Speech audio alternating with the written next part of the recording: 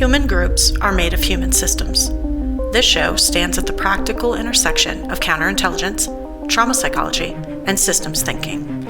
My research focuses on how people, groups, and institutions lose the ability to see reality clearly, and what happens when decisions keep getting made anyway. I'm Kip Perez, and this has Changed the Game. Welcome to episode 4 of Change the Game. Building on our discussion with Bruce Gudmundson about the pitfalls of rigid doctrine and the need for adaptive thinking, we're going to take it a little further today. In a world where chaos reigns and adaptability is key, why do so many leaders cling to control and stifle the initiative they claim to crave? I'm diving deep with Don Vandergriff today on the elusive art of mission command, how it's been proven to win wars and build unbreakable teams, and yet it still gets sabotaged by egos and zero-defect mindset and a culture that fears failure more than defeat. We'll unpack some outcomes-based learning, the power of decision games, and why making it safe to fail is essential for survival in any arena, military or civilian. So Don, give me a bit of your background and what it is that you do. Actually, I was in the military for 26 years as a Marine Reservist, National Guard, tank enlisted sergeant. And then through our Army ROTC at University of Tennessee, I became a tank officer for 24 more years or 23 more years. Mm-hmm. And as a result of some medical issues with my knees and my feet were all rebuilt, the Army took care of me, sent me to grad school, and I did post-grad work and emphasizing leadership, particularly how the Germans developed or the Prussians developed it before and won the Franco-Prussian War and the Austro-Franco or Prussian War and then the Danish-Prussian War, 64 to 70. And I've translated that in what's called outcomes-based learning, which is a evolution from outcomes-based training and education developed by myself, a guy named Colonel Casey Haskins, and the Asymmetric Warfare Group. I got out of the military in 2005 and went to work for Army TRADOC and doing exactly General Kevin Burns, the TRADOC commander, hired me for that specific reason because he liked my work. And I did that from 2005 to 12 and decided as a military historian, I need to keep abreast of ongoing campaigns. So I got a job, went to Afghanistan 2 times from 2012 to 2014, and then from late 2015 to 2018. And I landed the perfect job. I was actually at the Resolute support staff and lived both there near the embassy and then on North Kaya Airport, North Kabul Airport. And I got to see everything inside the campaign. So I was really blessed with that. I do a lot of writing, as you know, and I have some book contracts out on the side. I've helped Taiwan and the Ukrainians who have adapted my work and placed it and put it in their languages to implement mission command. And I do little things on the side, but I'm totally disabled. So I've got kind of the perfect environment.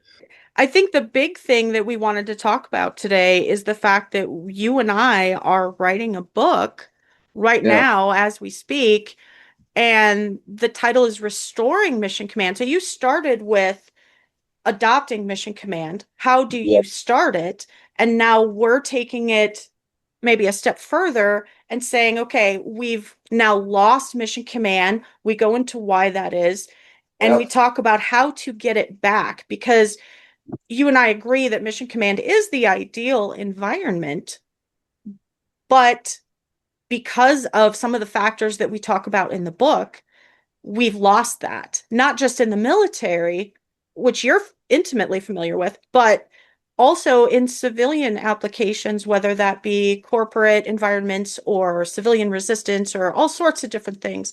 So talk about the loss of mission command. What would you say are the main reasons why we look at mission command as the ideal, but we're not there? We're barely there. I mean, here's the irony. When I do my workshop, we do surveys and of course I'm biased. It's my workshop, but every one of the workshops we've done over the last few years, they all go, teach this to our bosses And also, before I knew it, the day was over with. And I say that because the reason Mission Command, even though it's been proven to be the best command environment, it requires one, a high level of professionalism. You've got to be very competent. You've got to have strength of character, which is the ability to do the right thing no matter who or if they're not watching, and being able to stand by the truth in the greatest of crisis or stress. That's one reason. But again, it goes back to egos and zero defects, not wanting to make mistakes. So what you and I have done or doing now with the book is I sprinkled examples in there and good and bad. I know it works. I've implemented it myself when I was commandant of cadets for the Georgetown ROTC. The legacy systems are so dug in at Department of War. It's going to take years to reform them. It's interesting that you bring up some of the points that you did, because I literally, as you know, was just talking to Bruce Gudmundson, and we were talking about the two types of doctrine, and that you have this cookbook idea where here's the recipe, if X happens, do Y. And you try to create all of these, you try to come up with every scenario in which X and Y would happen. But what you're advocating through Mission Command is throw out the cookbook, and instead, I'm going to teach you how to think so that you can create your own recipes in the moment within the constraints. So it's essentially, here are the lines. We're all going to know where the lines are. Here's where you can operate. And as long as you don't cross the lines, you don't have to ask permission. And we expect you to act with integrity and good faith. And we will support you as long as you do that. Exactly. You did it really well. That was a good summary of what, and like I said, Bruce, I have known him since 1990 when I attended amphibious warfare school. He's been a real close friend, and he helps me a lot. Without Bruce, I wouldn't be where I'm at because he's been outstanding. But here's the irony. Bruce is who I consider one of the most brilliant men in the world, historian-wise. And the Marines know all about him because he was a Marine major. He retired. Yet no one has even approached him about helping to reform the Marine Corps, and he's not even been consulted on it. He is the master at wargaming and decision games. The problem is when Bruce, he will not bend over or fold to telling them what they want to hear. A war game, as Bruce probably told you, should raise more questions than it answers if it's done correctly, especially in a free play force on force. So that actually brings up a really good question. In your opinion, where does modern training produce compliance instead of good judgment? Oh, that's a great question. So commanders have short windows to make certain goals and objectives and so when you're briefing PowerPoint, I'll achieve this, and the best way to achieve that is through the mass production of the industrial age training system that we still have. They have the most advanced classroom learning technology. That's how the military always does it. But they're basically teaching compliance. Okay. There's some exceptions at the School of Advanced Warfare, which is the advanced course for majors, which Bruce is the founder. And ironically, they won't hire him to fix it. The compliance part is they just want you to get through it, check the block, and then they can brief their short-term goals. It was so funny. They're operating on the careerism and the ego that you describe, and because that's baked into their cookbook, they are now, as we talk about in the book, self-selecting for those traits.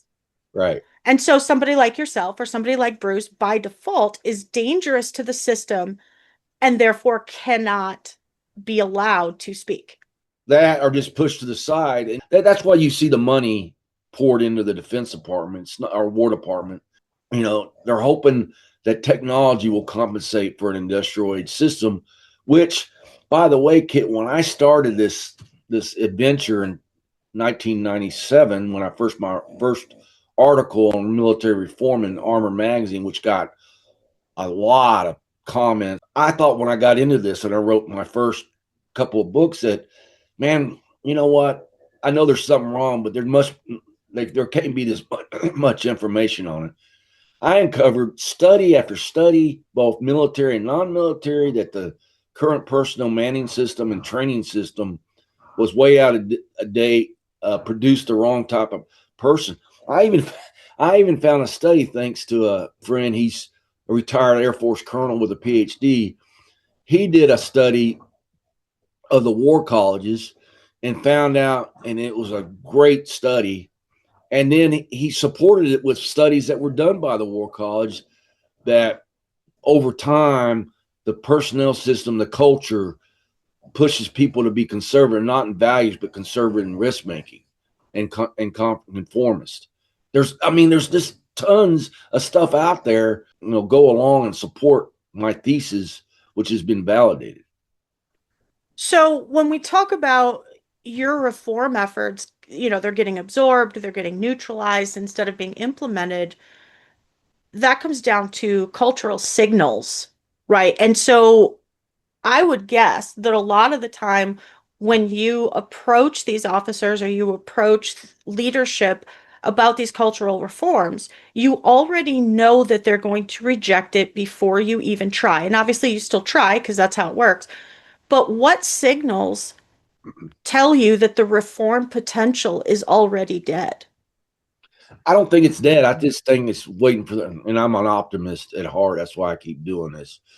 Because I've seen periods like we did with AWG and Casey Haskins, from 2007 to 2012. We actually, to the point where Training and Doctrine Command we're doing conferences and all this. And General Casey, the Chief of Staff of the Army, took one of my chapters I wrote for a book on outcomes-based learning and spread it all over the Army to every commander of every branch school, which is a 2-star. So I got invited everywhere to speak on it. And we were making progress. And then all of a sudden, and right after 2012, because of the change of the chief of staffs, it went away. So that's what happens. But I'm just going to keep trying because I know I'm right. I saw, like we nearly did it with outcomes-based learning about 17 years ago. And there's been great waves of reforming the personnel system. So I just keep going on. But yeah, usually what happens is, like when I was in the Washington Post, all the chain of command reacted, okay? And they gave me a floor, but you get the, oh, this is great, you're doing right, to appease me. And then once the glitter wears off and the chain of command changes, then it goes away. That's where another reason we make progress. You'll get a chief of staff or a director of a school, that happens a lot, that really believes in this stuff. He's just kind of kept it to the side so he can play the confirmation game. They'll say, this is something we should try. And then we get dragged out of the break glass in case of war, or break glass in case of reform, get called out. But once he leaves, we're driven away. That's what they do. So but again, you just get nearly there. You get a taste of it, you're going to win. And the final thing is you believe in it. It works. So I want to shift a little bit. So if you could take, because we've basically been talking about failure modes this whole time. If you could take an assumption that leaders have about people and reorient them properly, what would that one assumption be? What assumption does, for instance, Army leadership or Marine leadership have about their people that is not in line with reality? People learn through failure a lot more than through success. And as long as it's not a omission of moral courage or ethics, which led to the failure, that we've tried to implement that with General Mullins in 2018 to 2020, where professional military education should allow failure and learn from it and not held against them. But everything's on perfection. So there's a guy at I think he's going on now, the Marine War College. He fought their system like crazy while Bruce and I were there. And he taught an elective at the War College level, Marine Corps War College, that taught wargaming. The students loved this class, and it encouraged failure because the war games were students against students, which the students learned a lot from their failures. And that's what we got to encourage when we're going to PME. We got to dump all this lecture and all this ego. You know, I'm on the platform, so I must be the most brilliant guy in the room. Instead, my goal is to make you better than me. That was my goal. I told my cadets when I was at Georgetown that, and as a commander, I said, my job is make you guys better for me. So if I get taken out, you can take over and do better. So that's the biggest thing. And alongside with that, I really take the oath to the Constitution so serious. As a matter of fact, I keep this right by my desk side, copy of the handbook, copy of the Constitution, and that defend the Constitution, which is the second best document after the Bible, because there's so many lessons learned in the Bible that people fail to realize. But you learn that the Constitution was set up, the country was set up on allowing people, as long as they took responsibility, to learn from failure, as long as they could get up, dust themselves off, and continue to drive on. And you see some of the most successful people learn through failure. And that's what we've got to do for the military in training and in in our rehearsals, in our professional military education. So you're essentially saying, don't just let them fail, but make it safe to fail. And instead of focusing on the failure, focus on what did you learn? What are you going to do differently? And how has this made you better? Yep, exactly. So they're allowed to fail as long as they attempt and they can explain why they failed. That's the goal. Okay. The difference between stupidity and professionalism is the stupid person cannot explain to you why they failed. The professional can, after thinking about it, being facilitated, oh, this is why I failed, and this is why I'll do it better next time. So these are all principles that, as you mentioned, they do transfer outside defense organizations, and especially to, I mean, really anywhere, because you're starting from the position that if I'm a leader running Mission Command, I'm going to assume that you understand the mission because I have explained it clearly. I'm going to, as a leader, assume that you have good intent and you want to see the mission succeed. And I'm going to also ensure that you know where the constraints are.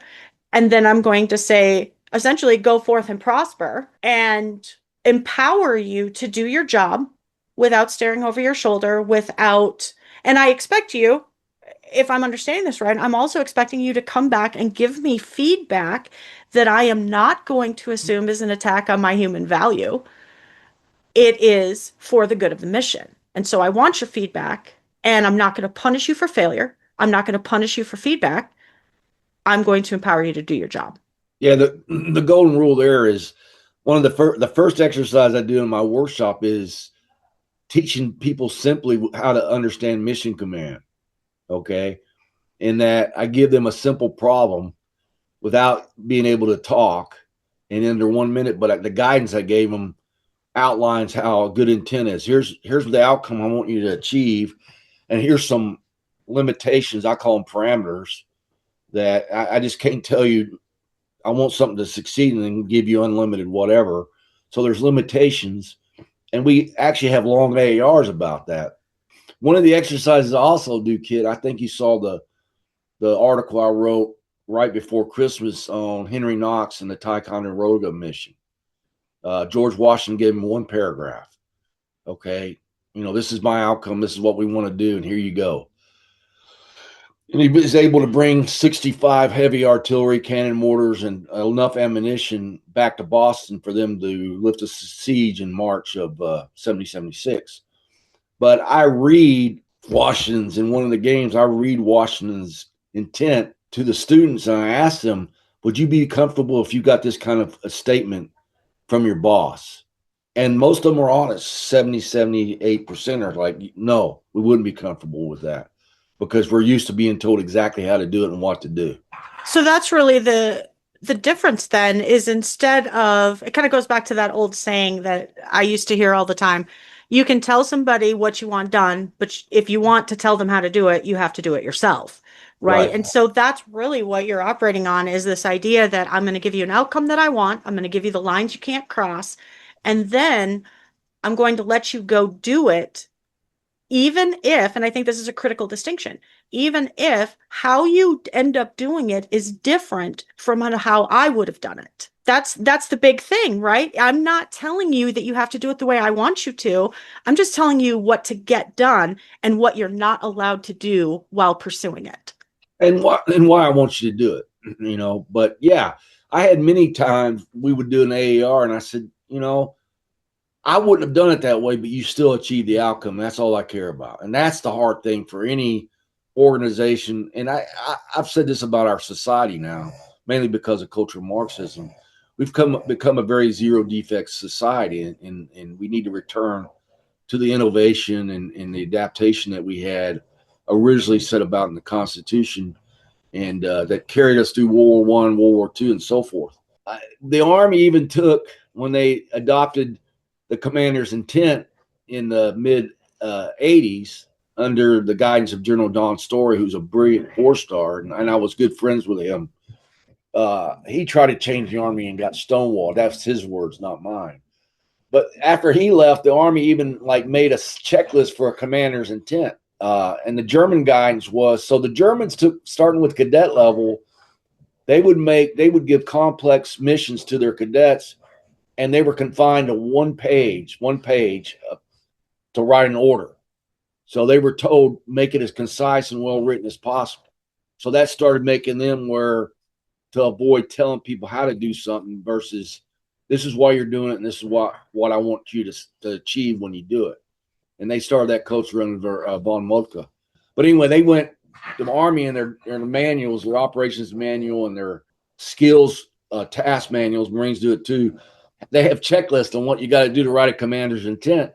And I just tell people, make it as concise as possible within one paragraph. It can be a long paragraph, but not like some of the ones I saw as a observer controller at National Training Center. One paragraph that was 3 pages long. And in that paragraph, say why we're doing it, what you want to see when the smoke clears, and some of the limitations. And now you're forcing people to learn how to write well. And Bruce is really good about that. As we wrap up here, what I want to ask is I want you to give me 2 questions that leaders should be asking that they consistently avoid asking. Well, the first one is, do you have any questions? Because sometimes they just do that sarcastically, and they don't want questions. So they've got to accept questions. In my workshops, I teach students how to ask questions. So they should want questions. There was a commander that was really good. If I don't get any questions from my staff or my commanders, that means they weren't listening. I want questions. Oh, it was John Shirley Wood, the commander of the 4th Armored Division, World War II. I want my people to ask questions. I'm the same way. If you listen, I want you to ask questions. That as a commander, are you meaning as a commander or director should ask their people, or what? What a leader should be asking, whether it be about themselves or about how they lead. So the first thing is, like you say, I want people to be asking me questions because I am okay with that feedback. But what's the second thing they should be asking themselves? If they don't think this mission's possible with what they have, they come back and challenge me. But yeah, sir, I just don't think I can do this mission. Now, if you tell me to do it and it's a legal order, I'll do it. But right now, I fear I need more of this or that. And there's going to be a lot of people that are going to say I need more because they feel comfortable with that. But allow your people to challenge your founded, not beliefs, but what you're putting out. If that occurred, our people are not afraid to ask you, I need more help. You know what I'm saying? Because a lot of people are afraid to do that. I've seen that over and over. They just accept what they're given, and I got to do this perfect. I got to do it right. And if I say I don't have enough this or that, then the commander or the director or whoever, the police chief, is going to tell me, well, I'll have someone else do it then. You see what I'm saying? So the 2 questions then are that leaders should be asking is, do you have questions? Or maybe not even that, but what questions do you have? And Yeah. also, do you have enough to do your job as I have given it to you? Yeah. what do you need to do your job? Exactly. All right. Well, thank you very much for coming on. I think that's awesome. I hope that people are excited about seeing the book because we're merging Mission Command and Gray Cell Protocol, so it should be a good time. And it's going to be a really interesting book, I think, because it tackles some questions that are not being asked, things that you've struggled with for a long time, things that I've struggled with for a long time, and we can bring it from both the military and civilian sides. And so I'm excited to see the book shaping up, and I'm excited to release it. And thank you very much for being willing to tackle that. Oh, I'm honored to get to co-author you with the book because I'm learning a lot from you. And as I look up your perspectives and how you think about things, and it's all compatible to each other. And thank you for having me on your show. As we wrap up this conversation with Don Vandergriff, I can't help but reflect on how Mission Command is a mindset that could transform how we lead in every corner of life. Today we talked about ditching the rigid cookbooks of compliance for something far more dynamic, empowering people to think, act, and even fail within clear boundaries, all in service of the greater mission. But as Don pointed out, ego and zero-defect cultures keep burying it and self-selecting for conformity over courage. What strikes me is the simple truth that we started talking about last week with Bruce Gudmundson and continued discussing today with Don. Real growth comes from failure. Leaders who make it safe to stumble, who ask, what questions do you have and what do you need to succeed, are fostering resilience in a world that's unpredictable. Regardless of your environment or field, embracing this means trusting and clarifying intent and letting go of the micromanagement that stifles innovation. Don and I are diving deeper into all this in our upcoming book, where we'll blend these principles with the Gray Cell protocols to offer practical ways to reclaim that adaptive edge. And it'll be something accessible for both leaders and the rank and file. If this episode sparks something for you, head over to Don's Substack at donvandergriff.substack.com for more insights. And remember, changing the game starts with questioning the rules. Thanks for listening.